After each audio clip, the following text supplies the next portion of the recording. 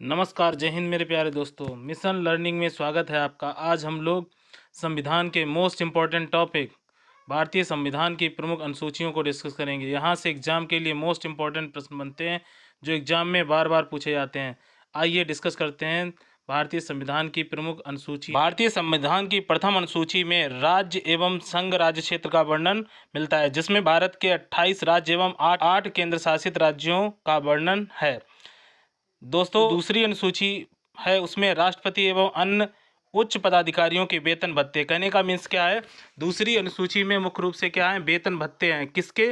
राष्ट्रपति एवं अन्य उच्च पदाधिकारियों के।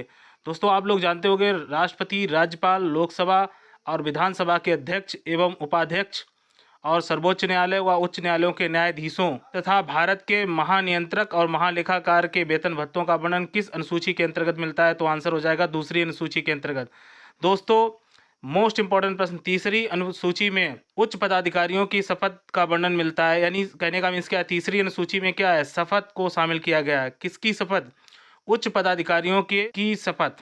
उच्च पदाधिकारियों की शपथ केंद्र व राज्य मंत्रियों, संसद एवं विधानसभाओं के सदस्यों, सर्वोच्च न्यायालय और उच्च न्यायालय के जजों, नियंत्रक, महालेखाकार तथा संसद एवं राज्य विधानसभा के चुनाव लड़ने वाले उम्मीदवारों द्वारा ली जाने वाली शपथ का ब्यौरा कहाँ दे, किस अनुसूची के अंतर्गत है दोस्तों?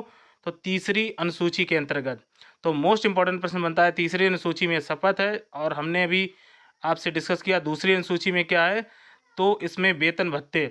और चौथी अनुसूची में राज्यसभा में स्थानों का आवंटन। राज्यसभा सीटों का आवंटन कहाँ देखने को मिलता है दोस्तों? तो चौथी अनुसूची में राज्यसभा में विभिन्न राज्यों और केंद्र शासित प्रदेशों को आवंटित की गई सीटों का वर्णन मिलता है चौथी अनुसूची में। पांचवी अनुसूची में, संविधान की पांचवी अनुसूची में क्या है, अनुसूचित जनजातियों एवं जनजातीय क्षेत्रों के प्रशासन का वर्णन पांचवी अनुसूची में किया गया है। तो मोस्ट इंपॉर्टेंट प्रश्न है दोस्तों एग्जाम के लिए, अनुसूचित क्षेत्रों एवं अनुसूचित जनजातियों के प्रशासन के नियंत्रण के उपबंध किस अनुसूची में अंकित हैं? तो आपकी पांचवी अनुसूची में। दोस्तों, नेक्स्ट इंपॉर्टेंट प्रश्न, छठी अनुसूची में असम, मेघालय, त्रिपुरा, मिजोरम राज्यों के जनजातीय क्षेत्रों का प्रशासन संबंधित जो नियम कानून है उनका छठी अनुसूची में वर्णन किया गया है। दोस्तों, हम लोगों ने प्रथम अनुसूची पढ़ी जिसमें राज्य एवं संघ राज्य क्षेत्र का वर्णन, जिसमें भारत के 28 राज्य और 8 केंद्र शासित राज्यों का वर्णन। दूसरी अनुसूची में राष्ट्रपति एवं उच्च पदाधिकारियों के वेतन भत्तों का वर्णन। तीसरी अनुसूची में शपथ।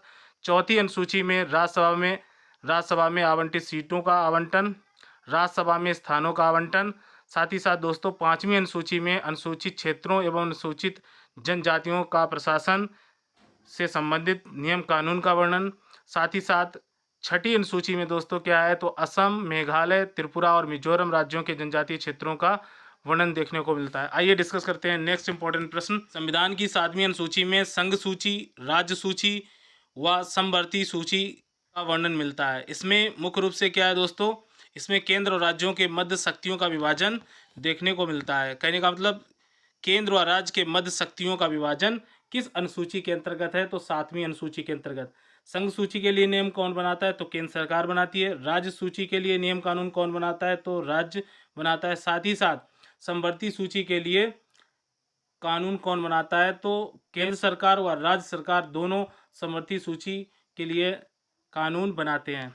आइए समझते हैं दोस्तों, 8वीं अनुसूची में संविधान में वर्णित भाषाओं का वर्णन देखने को मिलता है। कहने का मीन्स क्या, 8वीं अनुसूची में क्या है, तो भाषाएं हैं भारत की।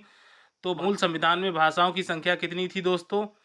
14 भाषाएं थी, जबकि आज संविधान में कितनी भाषाओं को शामिल किया गया है? तो टोटल 22 भाषाओं का वर्णन मिलता है। साथ ही साथ दोस्तों, 9वीं अनुसूची में भूमि सुधार, मुख्य रूप से किसकी बात की गई है? तो भूमि सुधार की बात की गई। कुछ अधिनियमों एवं विनियमों का मान्यकरण किया गया है दोस्तों, किस अनुसूची में? तो 9वीं अनुसूची में। अब सबसे इम्पोर्टेंट बात है कि 10वीं अनुसूची में क्या दोस्तों है, तो दल बदल के आधार पर संसद एवं विधानसभा में सदस्यों की अयोग्यता का उल्लेख किस अनुसूची के अंतर्गत मिलता है दोस्तों? मोस्ट इंपॉर्टेंट प्रश्न है, तो 10वीं अनुसूची के अंतर्गत।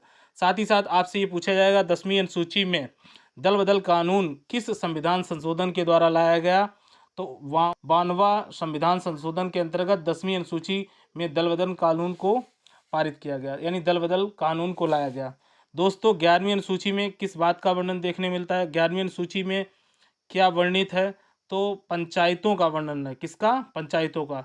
सबसे बड़ी बात कि पंचायतों में कुल कितने विषय हैं 11वीं अनुसूची में? तो 29 विषय हैं। कितने? 29 विषय। यानी 11वीं अनुसूची को, इस अनुसूची को जोड़ा गया तो 73वें संविधान संशोधन अधिनियम 1992 के द्वारा। दोस्तों मोस्ट इंपॉर्टेंट प्रश्न एग्जाम के लिए, 73वां संविधान संशोधन अधिनियम कब आया? तो 1992 में। और ये किससे संबंधित है? तो पंचायतों से संबंधित है। संविधान की 12वीं अनुसूची में नगर पालिकाओं संबंधित उपबंध हैं। कहने का मीन्स दोस्तों आप लोग सभी समझते हैं नगर पालिकाओं की शक्तियां व जिम्मेदारियां, इसमें कुल विषयों की संख्या कितनी है? तो 18। और 12वीं अनुसूची को जोड़ा गया 74वें संविधान संशोधन अधिनियम 1992 के द्वारा। दोस्तों मोस्ट इंपॉर्टेंट प्रश्न है एग्जाम के लिए, 74वां संविधान संशोधन किसके लिए? तो नगर पालिकाओं के लिए। इसमें विषयों की संख्या कितनी है? तो 18 विषयों की संख्या है। दोस्तों मोस्ट इंपॉर्टेंट प्रश्न। आइए नेक्स्ट इंपॉर्टेंट प्रश्नों को समझते हैं।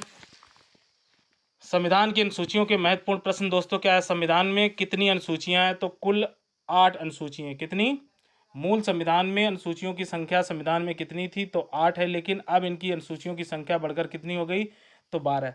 दोस्तों मोस्ट इंपॉर्टेंट प्रश्न क्या है? संविधान में कितनी अनुसूचियां, मूल संविधान में कितनी अनुसूचियां हैं? तो 8, जबकि संविधान में कुल कितनी अनुसूचियां हैं? तो 12। संघ सूची में विषयों की संख्या, ये भी एग्जाम में मोस्ट इंपॉर्टेंट प्रश्न पूछा जाता है। संघ सूची में विषय कितने हैं? पहले थे 97, लेकिन अब कितने हैं? 100। साथ ही साथ राज्यसभा में विषय कितने हैं? राज्य सूची में विषयों की संख्या कितनी है? तो पहले थी 66, अब कितनी है? 61। इसमें विषयों की संख्या घटी है दोस्तों, याद रखना इस बात को। राज्य सूची में विषयों की संख्या कम हुई, जबकि समवर्ती सूची में विषयों की संख्या पहले 47 थी, लेकिन अब बढ़कर कितनी हो गई है? तो 52। ये मोस्ट इंपॉर्टेंट प्रश्न है। संघ सूची में 97 से कितने हुए हैं? तो विषय कितने हुए हैं? 100। और जबकि समवर्ती सूची में 47 से 52। और राज्यसभा में विषयों की संख्या कैसी हुई है? तो घटी है। मूल संविधान में कितनी भाषाएं बोली जाती हैं? मोस्ट इंपॉर्टेंट प्रश्न। तो कुल 14 भाषाएं शामिल थीं, जबकि अब बढ़कर कुल कितनी भाषाएं संविधान में हो गई हैं?